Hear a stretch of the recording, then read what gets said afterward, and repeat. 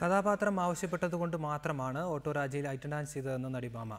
ഇനി ഒരു ചിത്രത്തിലും ഐറ്റം ഡാൻസ് ചെയ്യില്ലെന്നും ഭാമ റിപ്പോർട്ടറോട് പറഞ്ഞു. രാധ എന്ന സാധാരണ പെൺകുട്ടി സിനിമയിലേക്ക് അരങ്ങേറ്റം നടത്തുന്നതാണ് ഓട്ടോരാജയുടെ കഥ. നായിക പ്രാധാന്യമുള്ളതുകൊണ്ടും കഥാപാത്രത്തിന് ഒരു മാറ്റം ആവശ്യം വന്നതുകൊണ്ടുമാണ് ഓട്ടോരാജയിൽ ഐറ്റം ഡാൻസ് ചെയ്തതെന്ന് നടി ഭാമ പറയുന്നു.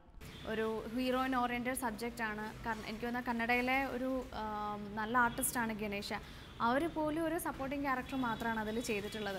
അപ്പോൾ അത്രയും ഒരു ഹീറോയിൻ ഓറിയൻറ്റഡ് ഫിലിംസ് എനിക്ക് കർണാടകയിൽ നാളെ ഗുണകരമായേക്കാവുന്ന പടം ഇറങ്ങി അതിൻ്റെ സക്സസിനെ പറ്റിയിട്ടോ ഫെയിലിയറിനെ പറ്റിയിട്ടോ ഒന്നും നമ്മൾ വിചാരിക്കുന്നില്ല. അതൊക്കെ നമ്മുടെ കയ്യിലല്ല. പക്ഷേ ആ പ്രോജക്റ്റിന് വേണ്ടിയിട്ട് പിന്നെ എനിക്കത് ആവശ്യമായിരുന്നു.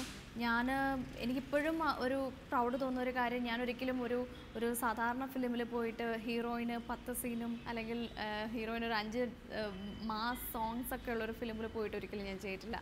മലയാളത്തിൽ ഒരുപിടി മികച്ച ചിത്രങ്ങൾ ചെയ്ത ശേഷമാണ് ഭാമ അന്യഭാഷാ സിനിമകളിലേക്ക് ചേക്കേറിയത്. ഭാമയുടെ 3ാമത്തെ കന്നഡ ചിത്രമായിരുന്നു ഉദയ് പ്രകാശ് സംവിധാനം ചെയ്ത ഓട്ടോരാജ. ഭാമയുടെ ഐറ്റം നമ്പർ കൊണ്ട് റിലീസിന് മുൻപേ ചിത്രം ശ്രദ്ധ നേടി.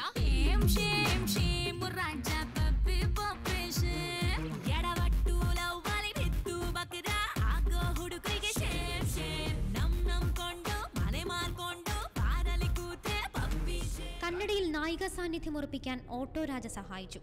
ഇനി ഒരു ഭാഷയിലും ഐറ്റം നൃത്തം ചെയ്യുകയില്ലെന്ന് നടി ഭാമ പറയുന്നു. ഞാൻ ചെയ്തത് ഓട്ടോരാജ എന്ന് പറയുന്ന അത്രയും നല്ലൊരു ഫിലിമിന്, അത്രയും നല്ലൊരു മികച്ച കഥാപാത്രത്തിന് വേണ്ടിയിട്ട് ചെയ്തതാണ്.